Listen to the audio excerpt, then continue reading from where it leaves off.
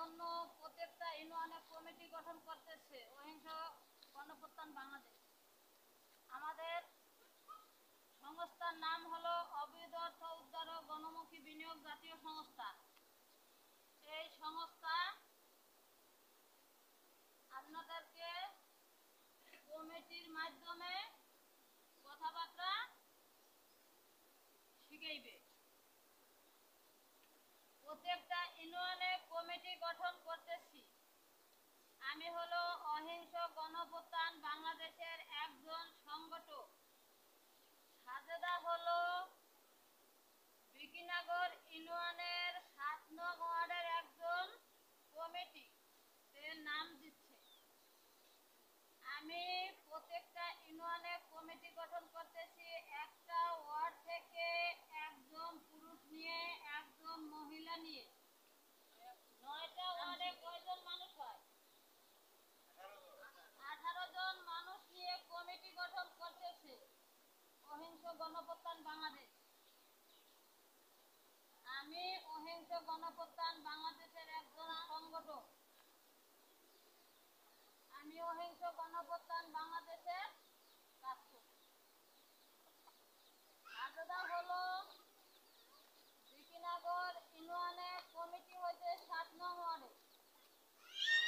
আপনারা সাজেদার কাছ থেকে প্রশিক্ষণ নেবেন যে অহিংস গণপ্রত্যান বাংলাদেশ কি করতেছে। আপনাদেরকে ভালো করে বুঝতে হবে যে অহিংস গণপ্রত্যান বাংলাদেশ কি করছে। যদি আপনারা নিজেই ভালো করে না বোঝেন তাহলে অন্যকে বুঝাইবেন কিভাবে? আপনারা যখন ঋণের আবেদন করছেন কেউ কি কোনো টাকা নিচ্ছে?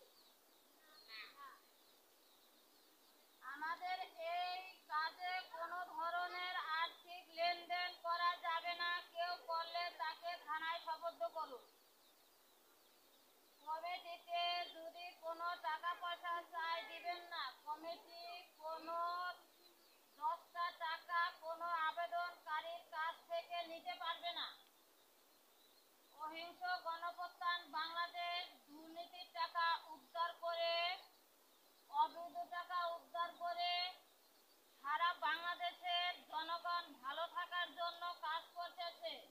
এখন অধিকাংশ ফ্যামিলি এনজিওর টাকা আনতে আনতে ঘর ছাড়া বাড়ি ছাড়া। এই মাসে এনজিওর টাকা আনলে সামনের মাসে হাওলাত করে দিতে হয়।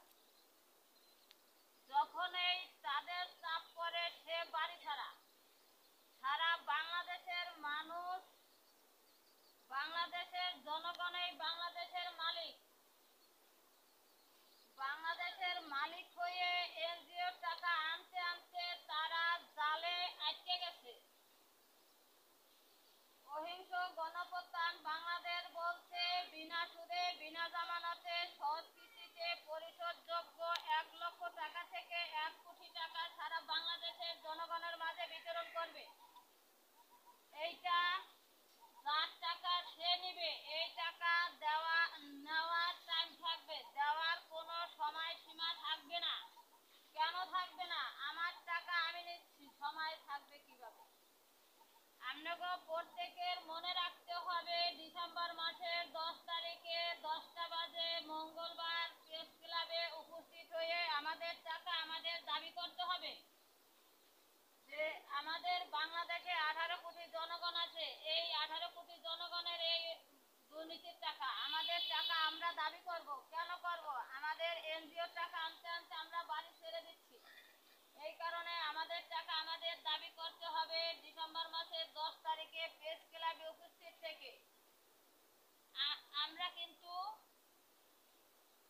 আগে কোনো সুদ নেব না, পরে কোনো জমা নেব না।